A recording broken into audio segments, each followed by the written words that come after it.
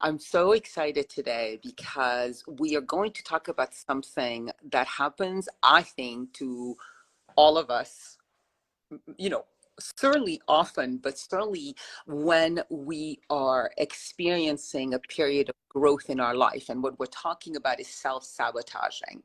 And so I think that most of us self-sabotage in some way in our life in general. We say we want to be healthy, and yet we keep eating the donuts. We say we want to have, a good relationship, but we keep bickering and getting into fights. So I think self-sabotaging is a global issue that many people struggle with. But what you and I wanted to focus on today specifically is the self-sabotaging that can occur specifically when we are in a period of expansion, when we are in a period of stepping up. Maybe it's a new career or a new project or a new relationship, or even a new, like, okay, I'm going to finally take really good care of my body and do something really different, maybe run a marathon or something like that. And so when we spoke yesterday, you were like, that's really what's present for me, because you are an executive coach and you are a feel good life facilitator. And so you already use the work a lot in your life. Mm-hmm. And so I said, well, what do we want to do this live today? And like, what's present for you today? Because that's the beauty of this work. It really can apply to so many different areas of our life. And today you wanted to speak about starting some new big projects and how you're noticing yourself self-sabotaging. So let me pass the baton to you and see if you can tell us a little bit about that. I'm so excited about this because I think that by sharing this with you and with others, it may help me kind of get over what I'm sitting in right now. But the thing that occurred to me, Isabel, is when you started talking about your Body Beloved program and what that is going to be and what that's going to look like, it really caused me to pause and step back and think about how I have been treating my body over the last several months. And not always bad and not always good, but not really nourishing my body for what is going on for me in my life. So to your point about when we're ready to start new projects or step out into something really big, and I know that you know what this is like, especially as you're working on the app, it is it's an interesting thing how when you're sitting in, stepping onto the stage or onto the field, how suddenly things come into your life that try to self-sabotage you to keep you safe and keep you situated and keep you comfortable. And so I was thinking about this live today and how my nervous system is constantly feeling like it's pinging around. I can't sit still. I find things that distract me. And I am not nourishing my body the way that it needs to be nourished to help me be healthy enough for these big, large projects. So the big, large projects, so that I don't keep people in suspense about them, I have been working on releasing a CD, which is going to be coming out pretty soon. I'm very excited. I'm very nervous. I've never done this before. And I find myself, and I can even feel my face. If my face is flushing, if you're seeing it Well, get red. you said I'm CD, and I said, yeah, and you went like that. I was like, okay, we have mixed. That's me wanting to play small as opposed to I'm going to be releasing a CD and I'm so excited. It's like super scared. But I've wanted to do this for most of my adult life. And I'm finally doing it. I'm finally stepping onto the stage, so to speak. But I am sabotaging myself. I'm not putting the energy toward it the way that I need to. I'm slowing down my decision making. The person that is helping me with this is trying to help nudge me along, and I'm pulling back because there's a tendency to want to stay safe. So that is a big thing that's going on. The other thing is that I've been working on writing a book. I've been working on this manuscript for the last 3 years. And I am at the point where I have a team and we're getting ready to pull things together so that I can publish this book sometime this upcoming fall. We have a date and I'm just making sure that the project is going to work. But with all of this going on, so hear my words, these big things going on, and I am not treating my body in the manner that she needs to be treated to keep me healthy through these big launches. Yeah, so thank you. You've said so much that's so important. So I want to slow it down a bit. So first of all, checking in with everybody. I did not get to do that. I do want to see how is everybody this morning as you come into the room on a 1 to 10.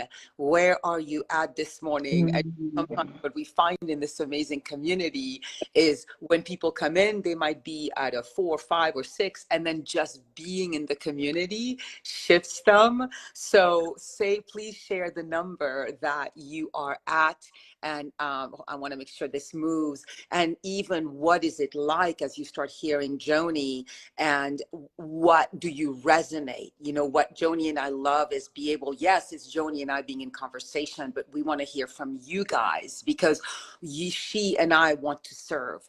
You know, Joni is not just showing up on this live because she just wants to share herself for no reason, right? You show up because you imagine that this is going to impact others that are also going through that possibly. Can you share actually about your why for showing up on this live, apart from being nice to me? Well, a part of it is that I have seen people in this community step up in ways and grow in ways and come and move through their discomfort in so many ways. So for those who've recently been posting all of your beautiful artwork and sharing what you're doing from a creative standpoint and selling your artwork and doing these And things. Bernardi just at 8.5, she's a person doing her artwork and sharing her artwork. Absolutely. And everybody in this community, we're all up to big things, and it's no accident that we're up to big things because this work, this methodology, I think is a force of nature that wants us to do more and to put ourselves more out into the community and out to the world. And my why around this is to sit and recognize that for all of us, as we're getting ready to step into something really big, a natural tendency can be to pull back into self-sabotage to keep ourselves safe. It's not because we don't want to step into the world, it's because we're more comfortable and we haven't, it's another growth spurt. It's about being comfortable with being uncomfortable and just moving through that. But what I've been noticing for myself is all the little things that my saboteurs are doing to try to keep me safe and say, no, you don't want to do that. You don't want to have that responsibility. And even the voice is like, what if they don't like it? That voice is so much stronger than, and what if they do? And so much that voice, what if they don't like it, is so much stronger than the voice of who cares? Who cares? I mean, if you told me, if you asked me, Isabel, today to stop working on these projects and to stop doing what I'm doing, I couldn't do that. Wow. There's something, there is something waiting to be born.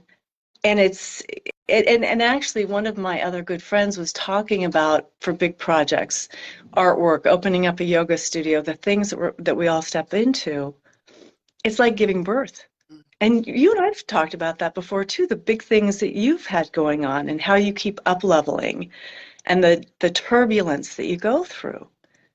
Yeah. I wanted to come into this community and to be with you and to talk through the things that continue to show up every time we up level. Yeah, I love that. So you know this, that in this work we call them zones of turbulence. So I love Mm. talked about the turbulence we go through.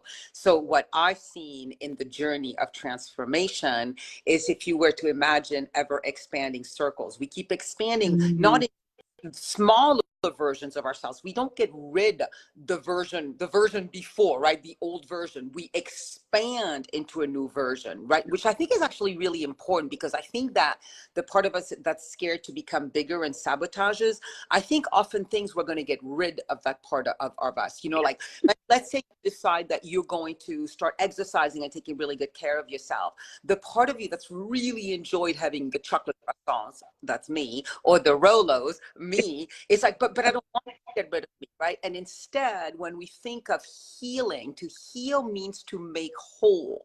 So it's about expanding more and more into the fullness of who we are. But every time we expand through these circles, we run into what I call zones of turbulence. From one circle to the next circle, there's this zone of turbulence where our unhealed beliefs, our unhealed stories, our unhealed emotions, our old patterns show up.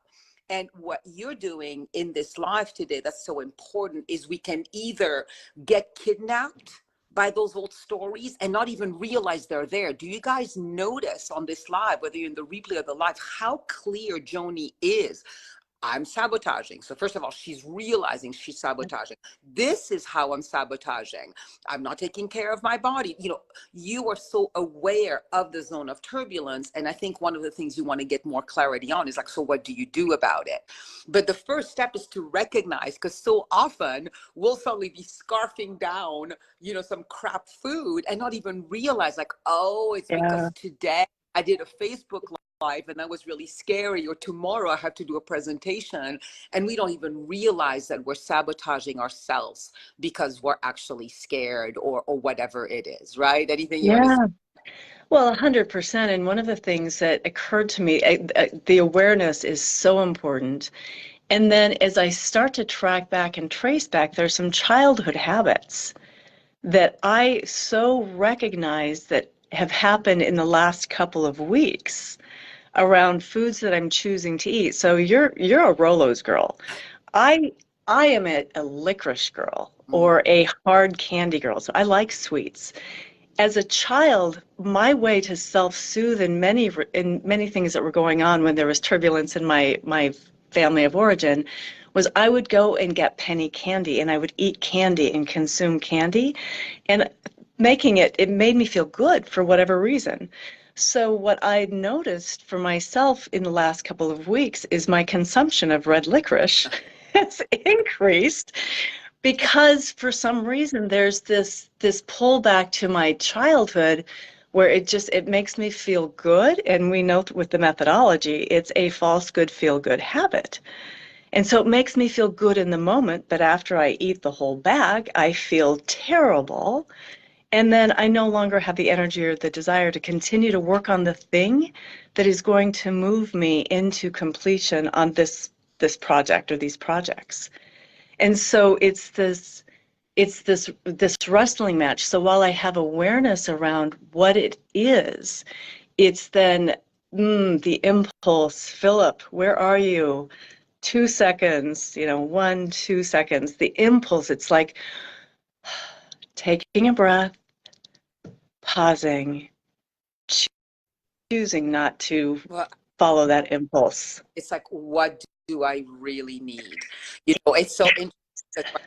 This afternoon, that's why I'm all made up. We're filming the health module for the app. And so what we're doing with the app is really cool, is so we teach the main methodology, and then we do these shorter videos with specific feel-good habits. And so we talk about impulses, you know, like the desire to overeat or the desire to drink too much wine, and using the 3 steps: stop, slow down, and go to a feel-good habit. And one of the feel-good habits we do is ask yourself, what's the deeper need? Like, is the deeper need to feel comfort? Is the deeper need to feel safe? Right? If we're using your examples, is a deeper need to feel calm. Because when we are expanding, when we're doing something new, most specifically, right, both of your projects are requiring you to step, like you said, into an arena where other people are not coming into this arena. It's one thing to say, I'm going to take care of my health and, you know, start an exercise program. That's already hard enough. But now if your project is going to be dependent on other people too, and their reflection, you know, is putting ourselves in public, putting ourselves in a community, that gets doubly hard, because our sense of safety and of belonging, and am I going to be kicked out of the herd if people don't like it, literally triggers these physiological impulses towards safety. And those places get really scared and say, danger, danger, danger, and want to keep us small. Yeah.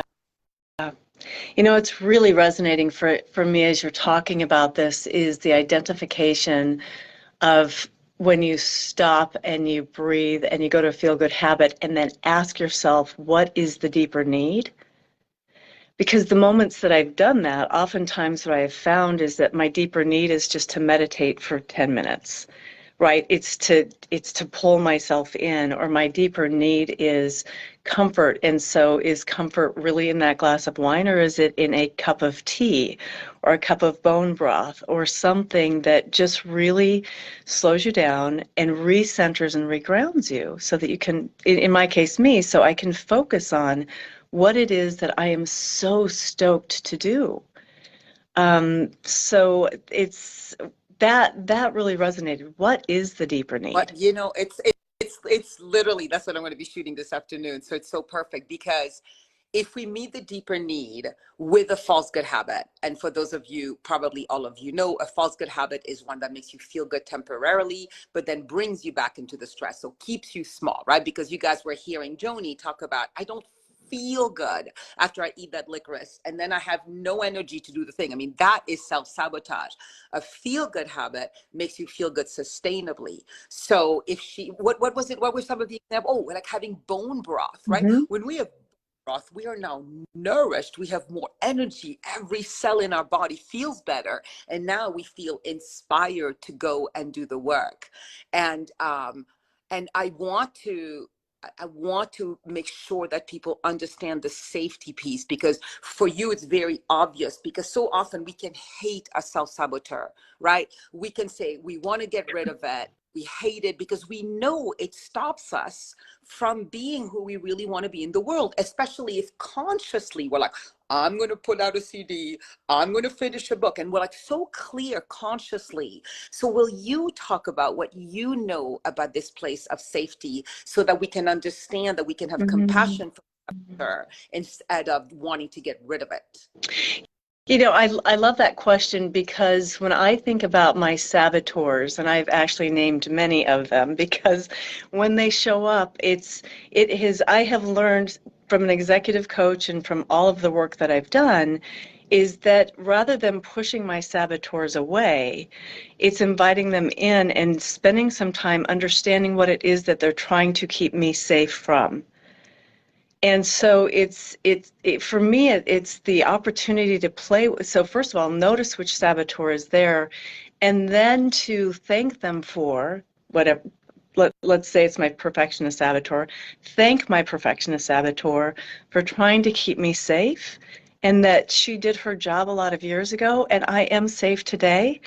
And things don't have to be perfect. Nothing is perfect. And being a little bit playful. So by inviting my saboteurs in and allowing them to have a voice rather than pushing, I feel like if I push them away, that's when I move for comfort food, comfort wine, whatever it may be. If I really invite them in and hold them and look at them and trying to understand their message, then that's when I get really clear. I Those of you watching, or Joni, I feel so touched by that, because I imagine that so many of us, and I know you and I did, grew up with parents who did not know to listen to us and to the various pieces of us, when we cried, or when we were scared, or when we were angry, or when we wanted to hit a sibling, or whatever it was, right? And we were punished or rejected or withheld love because it was bad, right? We were being bad. And so what you're talking about is the reparenting of yourself, and that, like, so ask not just your conscious grown-up self, what do you really need, what do I really need, but asking Mm-hmm. these voices that are scared, these voices that maybe have had a negative experience, a scary experience with coming out into more public arenas, these voices that maybe, for some women, I've worked with eating disorders and body image for so many years. Do you know how many women are actually scared to lose weight because they're scared of too much attention? They're scared, like, so it's like we want attention, and then there's another part, maybe there was sexual abuse in their past, or maybe some incident occurred. And so they are, in the work of ethnic relating that I've trained in, they say there are no wrong notes, like in jazz, there are no Mm-hmm. so there are no no wrong notes inside ourselves. Every part of us has a deeper need that it's trying to meet. And often, unfortunately, they're competing with each other. And often we get rid of the ones we don't like. We try to, and we only try to listen, and then we get really frustrated. But what you and I are talking about is listening to all of our parts, asking them what they need. And often their needs are all the same, for safety and for love, right? At Yes. the core, every part of us has the same need. You know, it's remarkable as you're talking about the safety and for and love. Several of my coaches are CEOs, presidents, people in big roles. And I have a new client who has recently stepped into a new president role in an organization. And we've discovered that as a leader, he's starting to self-sabotage. And his mission in life is to give love to the community, give love to the people in the organization. It is to give big love. And he's also recognizing that he's not able to receive his own love. And so when you talk about these young, these us as children and all the things, he's at a point, even, and he's in this big job, but he is trying to reconnect with his little boy self, to start loving on himself, because he's sabotaging. He's made a couple of moves that the board may, board may let him go. But he's recognizing that it's because he is not attuned to himself. He's not giving to himself what he's trying to give so many others. So it just happens in so many different walks of life. So many. And I mean, the being able to love others and not being able to take in and receive ourselves. I mean, I think that's one of the biggest thing. Almost everybody in my community struggles with that. I imagine that that's who I attract, because that's what I struggled with. I'm really, really good at giving love, but not so good at receiving. And so what you and I are talking about, right, is like in those moments when we are noticing the impulse to self-sabotage, can we practice the 3 steps of stop, right? Slow down and breathe, which starts regulating our nervous system and bringing it back towards the green zone.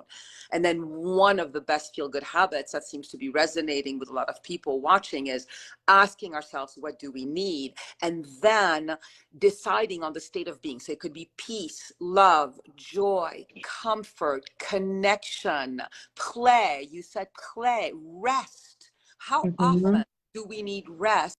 But instead of taking rest, we stuff ourselves with cookies because it's going to give us the short-term carbs, Right. and then we're going to crash.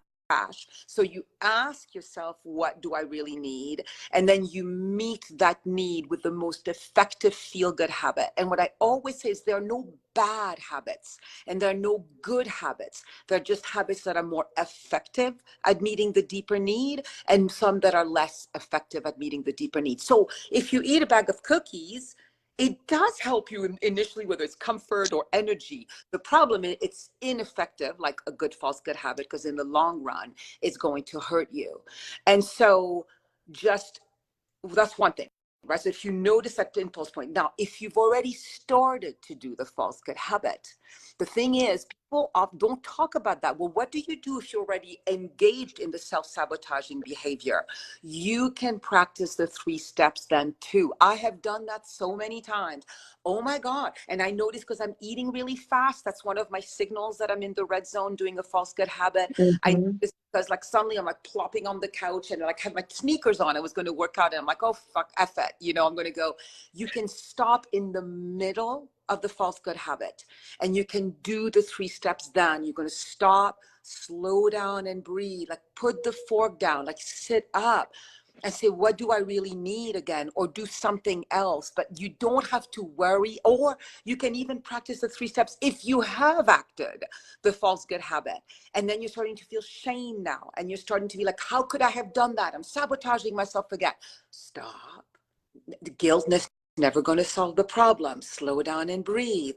Feel good habit could be compassion. Like, oh, I did the best that I could. I mean, that's the thing. It can be used I call it the physiology of the habit cycle. It can be used at any point during the habit cycle. You don't have to be perfect of just catching it before you act out. So wondering how that lands. Oh, 100%.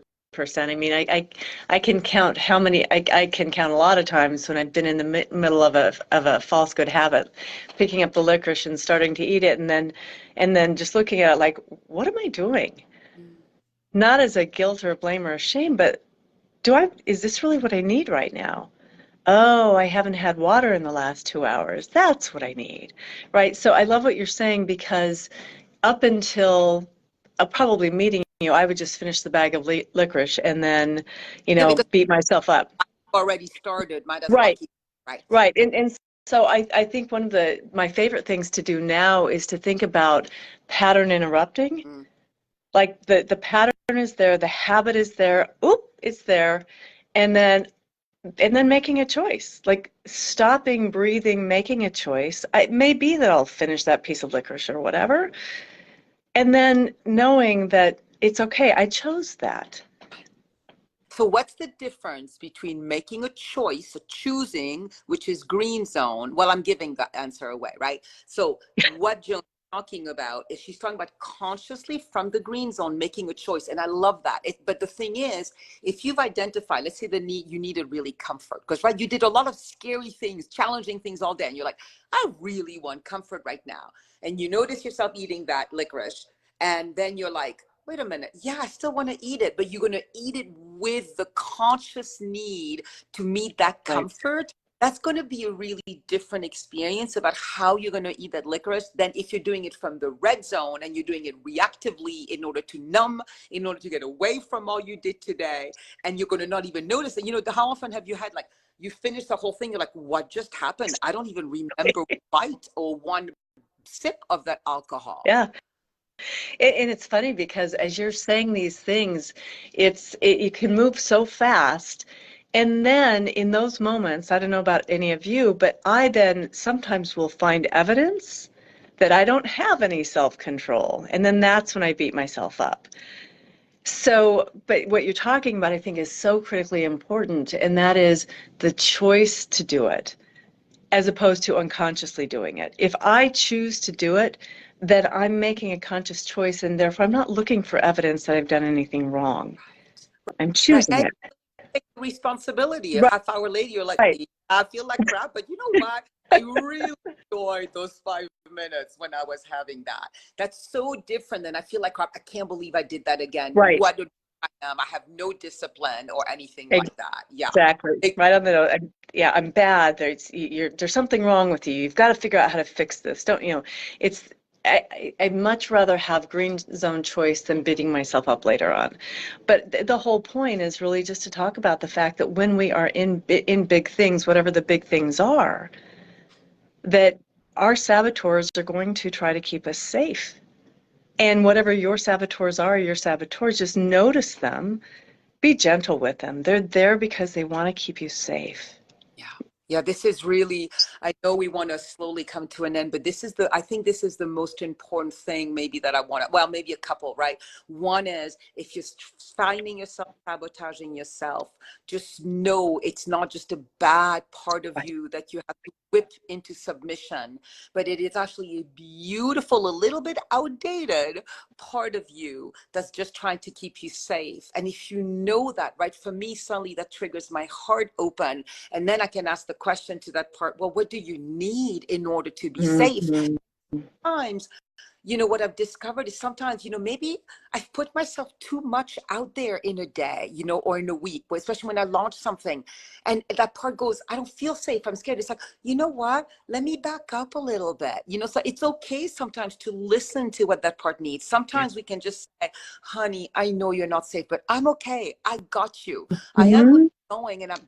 And sometimes we can actually listen to its needs. So it opens up, what you and I are saying is a whole slew of possibilities when you have that kind of curiosity and wisdom about all these parts of yourself versus that negative, I hate you, I can't believe I did that again, you know, and all the things that hurt us so much and hurts these parts of us. Yeah, So, you said that oh, beautifully. thank you. I feel so much love for these parts. I spent so many years hating and rejecting them, you know, because I was taught that those parts were bad. And I Mhm. think many people were taught those parts were bad. And when we are taught, no, sweetheart, you are just trying to keep me safe. Thank you so much. And then we re-educate them about what true safety is. It changes everything, right? Like even the way our voice changes when you and I talk. So I Right. am something. When you were talking about launching your book and when you were talking about releasing your CD at the very beginning, the first time you did it, you made a face, right? Like that. And then you kind of jokingly said, it's not like I'm going, I'm launching my book or I'm launching my CD. I wonder if you can find it in this community that I know you feel safe in. Would you be willing to tell us as much from the green zone as you can, what your two projects are with as much openness as you Mhm. can? I would be willing to do that, and I have to suck back the tears that are in my eyes. Um, I have always wanted to be a singer-songwriter. That's what I wanted to be when I was a young child. And my mom said, "Nice dream, honey. You need to get a real job so you can pay your rent." A source of feedback that I made mean something didn't mean that I stopped singing and playing piano and playing guitar. But over the years, since I was very young, I've been writing a lot of original songs. And so in 2020, right before the pandemic, I went into a studio, and it wasn't the first time I've been in a studio, but I've recorded 9 original songs. They're all about moments, fairly autobiographical, and they're songs about moments of time in my life that meant something to Mm, me. And it's typically about people or a moment. So my CDs, I believe the CD is going to be called Moments. And so that's going to be coming out July 7th. So really excited about this. And what's interesting, Isabel, is that I can get up on a stage and play my guitar and sing, but to put this kind of format out into the world, I'm now really just learning and sitting with the fact that I created music and all of you get to decide what to do with it. mm, And that's all. That's all. So I'm really excited about that. Very excited. And thanks for asking that. And then my book actually is about feedback. It's the Leader's Guide to Mastering Feedback. And I found that I couldn't not write it because a lot of my clients are always asking me, so how do I give feedback? And so I thought, well, I'll tell a lot of stories about how to do just mm, that. So mm. I'm really excited. So thank you for asking. Well, yeah, and that is like I felt you. I mean, it was interesting because you said the context. So I'm going to push you one more time. You willing? Hi, I'm I willing. want you to just say the sentence and see if you can feel it. I'm so excited, guys, because I'm Mhm. launching like just like that, just simple, no story behind it. I am so excited. Mm, So mm. excited. Because Because I want to be of service to the world mm, and I want to share what I have to say. It's a version of something. mm, I'm just really excited. mm. Thank you. You're Thank you. And welcome. it's not right. I want to say this before we end. This is not because there was something wrong about where Joni was at before, where there was a lot of fear underneath the excitement and she's watching herself sabotaging herself. It's just because I wanted to see that just through the art of spending 30 minutes together, whether there was a shift where you could start owning the excitement more and where the fear, because it's been heard and it's because it's been acknowledged and it's been honored and it's been respected, maybe the fear did not have to take as much space in your psyche as before, right? And Yeah, that's the power of the work. So 100%. thank you so much for joining us today and Thank you. in this group when these two different projects launch. And for those of you who are interested in the Body Beloved work, which I've been sharing about, this is what Joni began to speak about. It's like, how do we relate to our bodies? And not just in easy times, you know, when we've got not much going on vacation and we can eat good food, but, you know, in times of growth, in times of expansion. And so just reach out to me privately and say, I'd love to know more about the Body Beloved course. And but honor your saboteur, don't let it control you, and keep moving towards that expansion that is just an undisputable part of being human, right? As long as we're human, we're going to expand. And the question is, do we want to expand in ways that are difficult and hard and we have to push our way through? Or do we want to expand in community, being with each other, supporting each other, honoring all our parts, and loving all of ourselves? And I Yeah. think that you and I and this community chooses the latter. I think so too. And I will say for all of you who are listening live or on the replay, what you all are doing and putting into the world is so inspiring to me that it's helping me to also then put into the world as well. So keep doing what you're doing. It's really important. And I love you all. Bye, everybody. Talk to you soon. See you later. Thank you, Joni.